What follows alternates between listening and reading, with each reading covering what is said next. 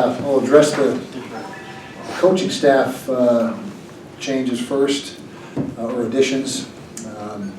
Offensively, as everybody knows, we named Aaron Roderick and Jim Harding co-offensive coordinators. The short version is Aaron will be up in the box during games calling the plays and primarily in charge of the throw game, where Jim will be on the sidelines and really the run game and pass protections. And so I think it's a very workable situation. Both guys are very good coaches, and I think we've got a good situation there. We promoted Coach Erickson to assistant head coach. We still have the tight end spot open on offense. We'll probably look to fill that. We'll look to fill that within the next week to 2 weeks max, so sometime in that time frame. Defensively, brought in Coach John Pease to coordinate the defense as well as coach the defensive line. And then we brought in Justin Inna from Weber State, where he was the coordinator, and prior to that, coordinator at Southern Utah for a few years to coach the linebackers. So we're all set on defense, and like I said, we just need the tight end coach position filled to round out the staff. Well, first of all, it's tough to recruit and try to fill staff out at the same time, but that's the nature of college football. Once in a while you can make a hire right when you have the change and not go through a search, if you will.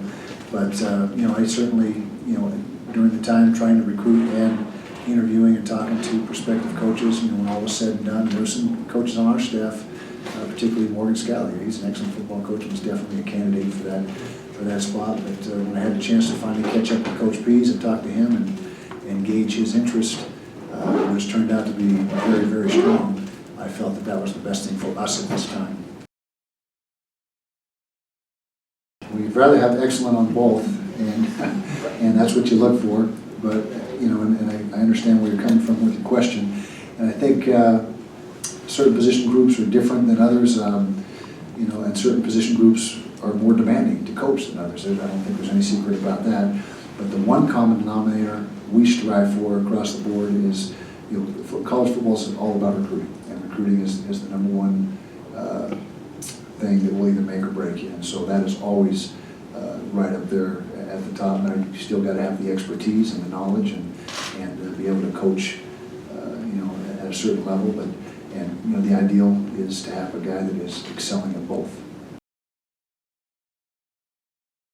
I just thought that first of all, the number one, or certainly right near the top of the list, was making sure we didn't change schemes. Our players really like the scheme we're running right now, and bringing in somebody from the outside and disrupting the scheme, the terminology, all that type of stuff really wasn't in the equation for me.